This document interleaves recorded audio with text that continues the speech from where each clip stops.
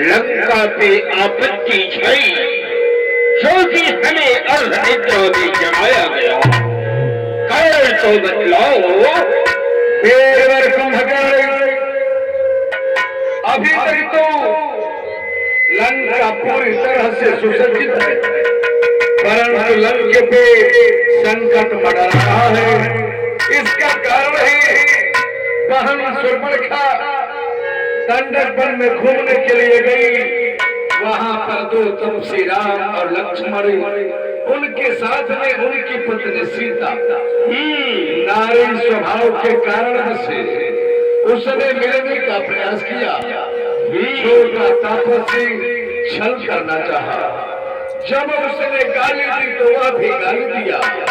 फिर बहन सुर्पणखा मेरे नाम को बतलाई तो उसने चुनौती देते हुए बहन सुर्पणखा के नाक को काट लिया। वह रोते हुए खरदूषण के पास गई। खरदूषण 14,000 सेनाओं के साथ दंडक वन को घेर लिए, पर बड़ा तपस्वी राम ऐसा सम्मोहन अस्त्र चलाया कि सब के सब वीर गति को प्राप्त हो गए। वह रोते हुए हमारे पास आई है। मैं उसके रोदन को नहीं सह सका। मैंने विचार किया उसने मेरी बहन का नाक काटा है, उसके चेहरा को बेहुदा किया है। मैं उसके सुंदर स्त्री को छीन लाऊंगा। मैं उस बनवासी राम को ईंट का जवाब पत्थर से दूंगा। ऐसा ही किया, परंतु खोजते खोजते वह बानर और सुग्रीव से मित्र तक सुंदर बाली को मार डाला। यहाँ तक कि समुद्र में पत्थर के पुल का निर्माण करके लंका में है, चारों दरवाजा को घेर रखा, सब मारी गई।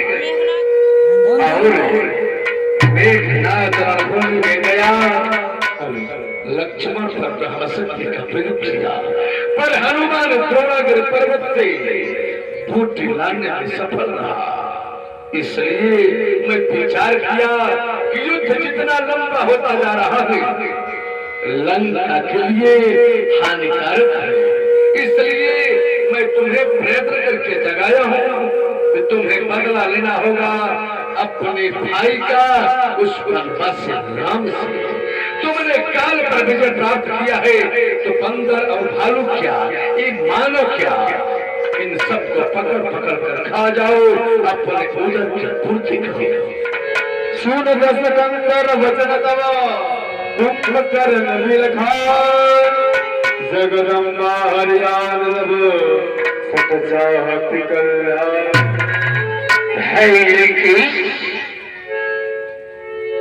आपने जो यह कार्य किया सो अच्छा नहीं किया। ये सब कार्य हुआ तो हमें जगवाया क्यों नहीं भैया? आप स्वयं जगत जननी जगदम्बिका को वर लाए, क्यों गई वहां थी सुन कोई खाओ, क्यों काम वहां था जाने को, कुछ तो कारण ही होगा बच्चों से नाक कटवाने।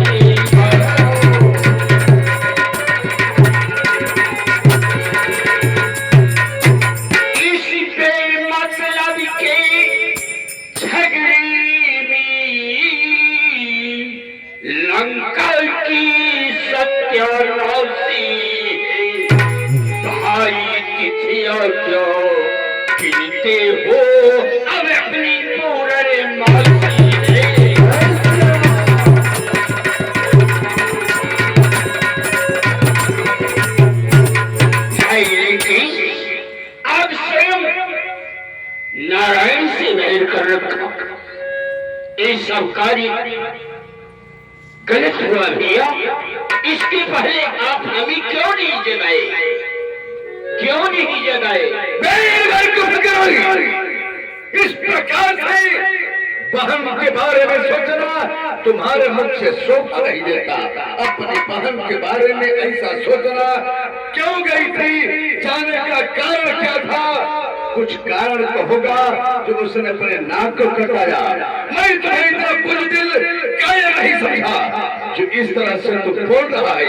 मान लो मैं अपने अहंकार के कारण किसी से सलाह नहीं लिया, किसी से विचार नहीं किया,